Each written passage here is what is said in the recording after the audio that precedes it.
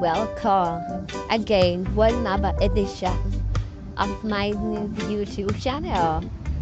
Thanks for all my subscribers, thanks for all the likes, thanks for all the comments. So all the people who thought that what's going on in America is not gonna affect the whole world with T-Rump and Queen Elonia. If you guys think that is not gonna affect everybody in the whole world, some of you can keep on burying your heads in the sand as if this thing that was miraculous to go away. Do you know that that man has put restrictions on Caribbean leaders? He has put restrictions on Caribbean leaders to stop employing Cuban workers, or else they are gonna lose their visa to go to America. Well, Barbados Prime Minister Mutley has come out strong so them can take back them visa. Let's see what Andrew Holness are gonna do with Jamaica, because we know them little licky. Yeah, as I was saying in the previous clip before it got cut off, T-Rump and his administration, like they not stop taking liberty with the Caribbean leaders. Not just the Caribbean leaders, but these people that have bulldozed the whole place because they insist on policing the world, even though the world doesn't want to be policed by them. They insist that they're gonna police the world. Now T-Rump and his administration, they have threatened the Caribbean leaders. They wrote a letter to the Caribbean leaders, not even mentioning them by their honorable names. They mentioned them as individuals in the Caribbean who are employing Cuban workers. You know how long Cuban workers have been coming to Jamaica and how that has helped our population? You know how much people get free teeth, free dental care and this and that from the doctors coming over from Cuba? These things have been going on for years, whatever exchange program they have. Because you know, the doctors are there, they come to Jamaica to get the experience. And of course, they don't get paid. Now, T-Rump is suggesting that all Caribbean leaders should stop doing this action because, according to T-Rump, it's forced labor, and according to T-Rump and his administration, the authorities in Cuba are forcing these people to go out and work, and when they work, they have to give the money or whatever it is to the regime. That's what T-Rump is saying.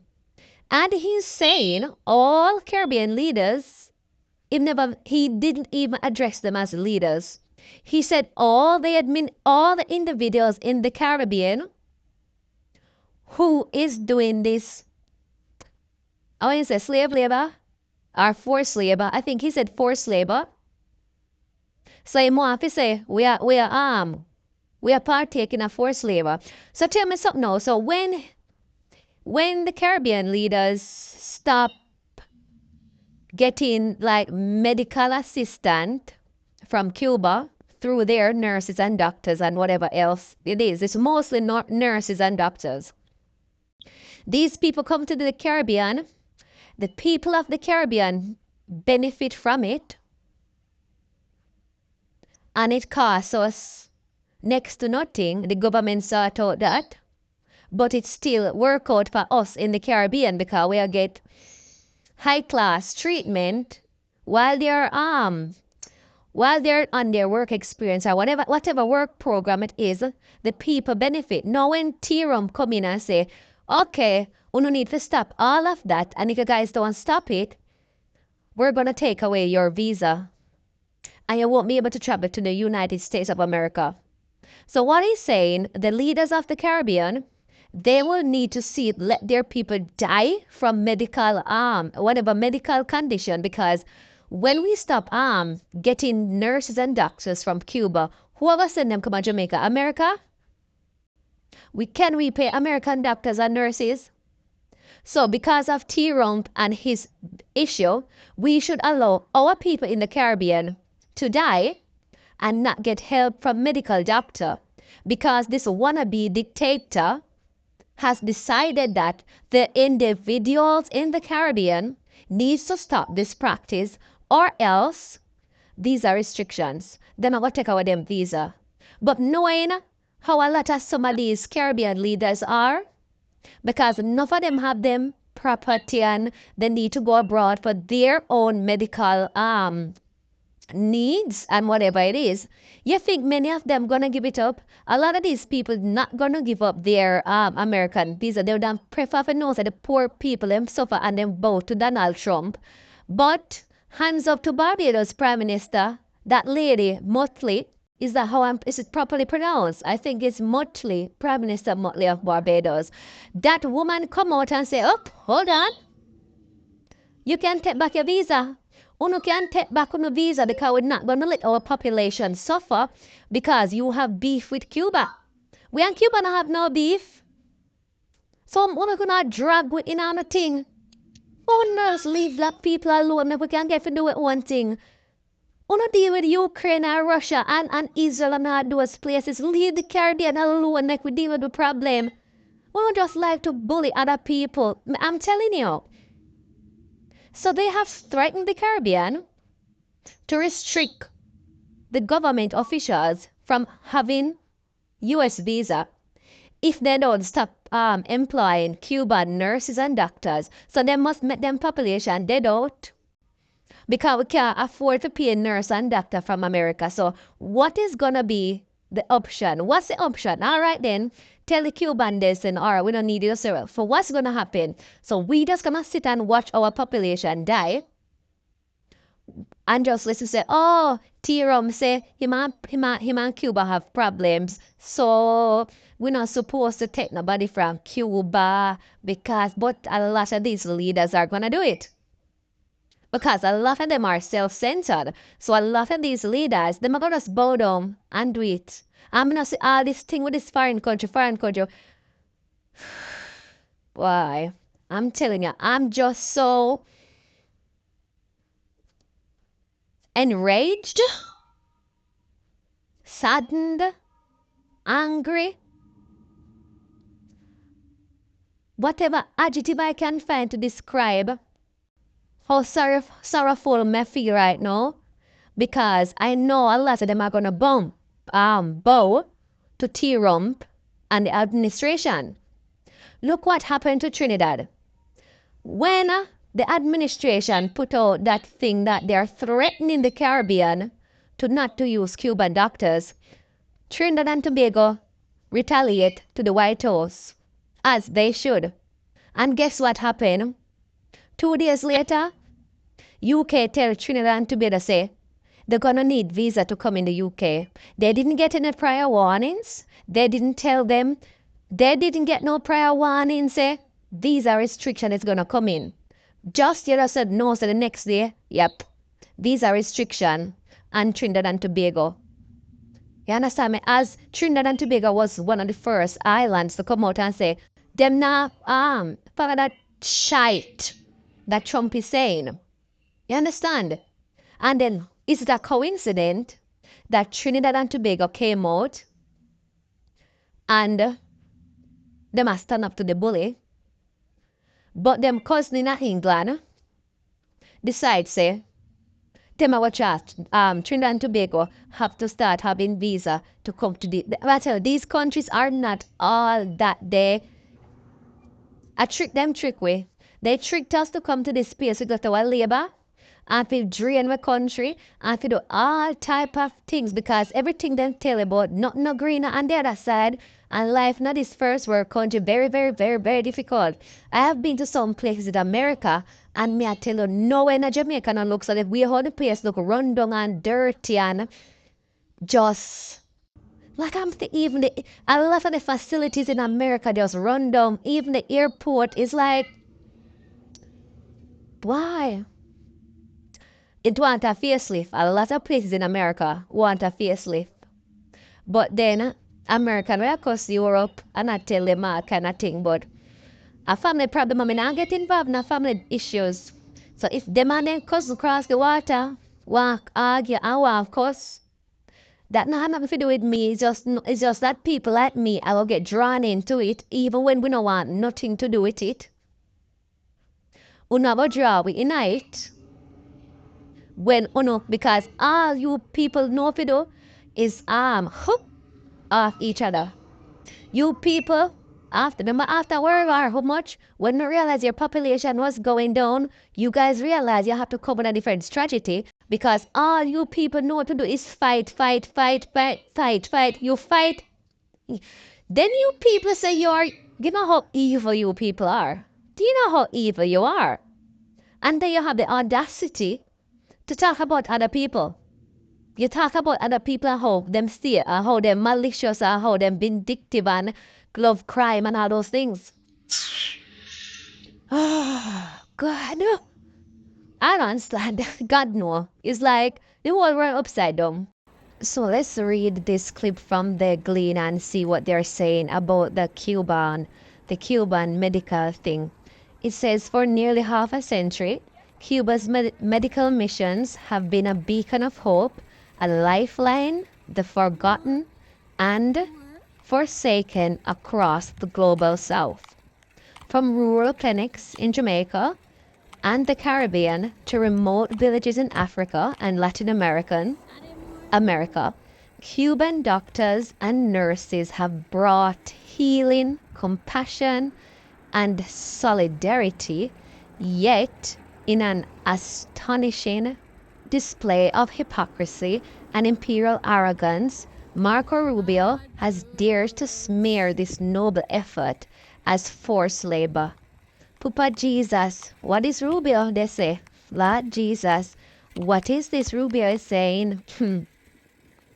So you heard what the Gleaner had to say about the Cuban situation in regards to Marco Rubio.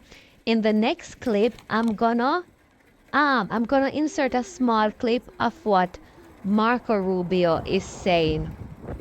And I'm gonna try and link the website where you can go and watch the full video. So let's listen to what Marco Rubio has to say.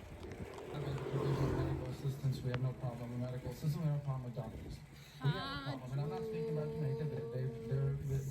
We've discussed this today about, following international labor standards and the like, but I'm just talking about this program in general, how it's operated around the world. And how it's operated around the world is that basically the doctors are not paid. You pay the Cuban government. The Cuban government decides how much of anything to give them. They take away their passports. They basically operate as forced labor in many places. Now, there are places that have better labor standards. Jamaica is one of those, and that's fine. But I'm describing generally what the program has been. It has operated in that way in many parts of the world and placed these people in tremendous danger. And so I think we can all agree that the trafficking in labor, be they doctors or farm workers, is not something that we would want to be supportive of. And we find that to be an egregious practice on the part of the Cuban regime. Now, every country operates their program differently. And obviously, because of our relationship with Jamaica, we're going to engage with them on that and talk about it further and have a better understanding. Perhaps none of this applies in the way it's handled here. But generally, that's the problem with the program. It's not that they're Cuban doctors. It's that the regime does not pay these doctors, takes away their passports, and basically it is, in many ways, forced labor. And that we cannot be in support of. Again, not speaking about one particular... So that was what the clipping from the Gleaner is saying about the situation with Jamaica and America over the Cuban workers. Anyway, guys, I'm gonna upload. There was a press conference because Mark Rubio, he visited Jamaica. So there's a press conference between him and the Prime Minister.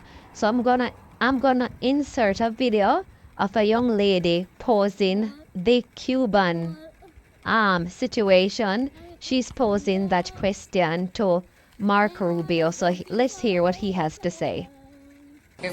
Secretary Rubio, my questions in relation to the matter of the Cuban Medical Corporation program as well. So the medical mission has been a cornerstone of healthcare in Jamaica and the Caribbean for over 50 years, according to our foreign minister. How does the U.S. reconcile its stance on this program with the region's reliance on Cuban medical professionals, and what alternatives does it propose to ensure healthcare security? So you have heard what this young lady had, the question she had to Marco Rubio, and I just love how she delivered. I love how she delivered her question, and she stood up and asked her question in the right and proper way, and you heard how he answered it. So you can slow the video down and read these few clips, these few comments about on what some of the people are saying, and then I'm gonna come and see what is next. Maybe I read out a few.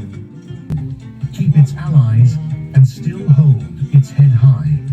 In a time when small nations often feel squeezed, Jamaica just showed the region how to push back with grace and facts. Andrew Holness walked a tightrope and came back with a safety net. That Kingston meeting may not make the front page in Washington, but here in the Caribbean, we'll remember it as the day we stood tall and didn't blink. If you're proud of no punishment, no visa restriction, and no program shutdown in relation to Cuban medical professionals on the island, just dialogue, understanding, and mutual respect. So guys, in this next clip, I'm gonna upload Marjorie Taylor Greene and how she replied to a UK reporter who asked her a question. I'm just telling you, these people, they are American YT, they are something else. Honestly, these people, they are just something else. Let us just have a look at what Marjorie Taylor Greene has to say and how she has replied to this reporter. Let's go. The Defence Secretary. What country are you? Wait, what country are you from? The UK. Okay, we don't give a crap about your opinion and your reporting. Why don't you go back to your country where you have a major migrant problem? Okay, And you no. You should care about your own borders. Do you care no, about no, no. American lives No, being put no. at risk? Let me tell you something. Do you care about people from your country? What about all the women that are raped by migrants? Do you care No, about by migrants. No, do you care? Okay, you're done. Do you care I'm about not- American lives being put at risk? You know what? I don't care. I don't. Service members fighting for your country. I don't care about And your vice fake news. president Do you have a of your relevant defense question? secretary? Yeah, this is an American journalist. Thank you. I'm American, and I'd like to hear your answer to what she's asked. I'm not answering her question right, because I don't care about her network. If you would like to ask, I can Do you answer. have any concerns whatsoever about the complete disregard of operational security from the top level of this administration? You want to know about complete disregard about operational security? You should talk about the Biden administration, how they ripped our borders open to terrorist, cartel, child sex trafficking, human trafficking, and drug trafficking across our borders for 4 years. The Trump administration is doing a great job, and I stand by their statements. I stand by their statements. My comment to you is I'm thankful to President Trump that he is leading us out of wars, that he's ending the war in Ukraine, where American lives could have been killed if Joe Biden was still president today, whether he liked it or not. We're talking about NPR and PBS today. We're talking about fake news that was funded with federal funding from American taxpayers. That's what this is about today, not journalists from the UK that care about A journalist is being vilified for exposing failings in the way that your government conducts itself. They've grabbed them, but it is still, there's still enough left of what we would once have called Western values, but for the purposes of this conversation we will call European values, to spook the likes of Vance and Hegseth. How clever are they, Noah? I mean, Vance, I read some of his book, and he's not stupid. He's not stupid. Hegseth, I think, is very stupid, and that's why he's got the job. And he strains daily, to give the lad credit, he strains daily to prove beyond any doubt whatsoever just how stupid he is. But I worry sometimes that we credit these people with sinister master plans when there's no such thing in place. Why would Vance? He wouldn't just point at money. He wouldn't just point at military funding. If you could give him a truth drug and say, why do you viscerally hate Europe? Remember, they thought these comments would stay private. So it's not posturing, it's not propaganda, it's personal. Why, on a personal level, why would J.D. Vance hate us, hate Europe? So you heard what James O'Brien had to say about some of the people in the administration, and I'm afraid I'll have to admit it. I just think the YT in America, I don't know, I just think those people are a bit they're a bit dense, maybe because those people don't travel a lot, and they just grow up thinking that America is the greatest, and they have been indoctrinated to believe that they are the greatest country in the entire world, even though their prison population, their education, their standard of living is way below other developed countries. But yet in their warped minds, they think that they are somewhat the creme de la creme. And as an outsider, obviously a person of color, I'm looking at these people fighting with each other, and I'm thinking, oh my God, this is what they have always done, and we have always been caught up in their rubbish. You understand? Let's hear another clip of what James O'Brien has to say. You're not gonna go unless the owner tells you to. I think J.D. Vance. I used to say this about Mike Pence when he was his vice president. Yeah. Donald Trump is stupid and dangerous. Mike Pence is smart and dangerous. Yeah. I'm a big subscriber in the idea that J.D. Vance is smart and dangerous. I think he is seeing the signaling that we are doing towards countries like China, like Russia, and we are trying to flex our muscles. We're trying to look like the attack dogs because he sees that there's value reaching across the other side to the people that we didn't talk to very much, to the people we didn't get along with very much. I personally think we are trying to shift the world order into a dangerous place for power. Got his hand on it. And the biggest issue here is the one that is still quite hard to swallow, harder for you, I suspect, as an American than it would ever be for me as a Brit, which is that they look at, what would we call them, oligarchic nationalism. They look at what Netanyahu's doing in Israel, what Putin has done in Russia, what Erdogan is increasingly doing in Turkey, what Orban is trying in Hungary. They look at it and they think, I like that, whereas from the moment that Lord What's-His-Chops walked into George Marshall's... One thing I like when these YTs people in the UK, when they're not having a go, but when they're speaking about how the American YTs are reacting, it's like, obviously English is from this country, is from England. So I am thinking that English people have a better concept of the English language than Americans. So when you hear how James O'Brien is describe J.D. Vance, Trump, all of those kind of people, is like, oh my God. I have to say, I have to agree with him. But you know what came to mind, guys? A lot of the people in America, I think a lot of YT Americans do not travel. Not just YT Americans. A lot of the Black Americans I'm talking now. I think a lot of these people, both the Black Americans and the white Americans, a lot of them do not travel outside of America. So they think that is the way things is done in other countries, the way that it is done in America. That's not the way it is done. You understand me? Every country has their way of doing things, and I am surmising that they have only come to that conclusion because they have not been outside of their country, so they don't know. Because imagine even recently Donald Trump is telling other countries like France, there was a headline where he was saying they need to get rid of their DEI programs. Like, every country set up their rules differently based on their population. So why do they think they can go to another country and tell them how how to do it. Guys, let's continue to watch the video. Right here is what I tried to warn people about ever since Trump came down that escalator in 2015. Anyone who knew just the basics of macroeconomics should have been able to tell by Trump policy prescriptions then that he was going to do something that was going to ruin America's standing in the entire world.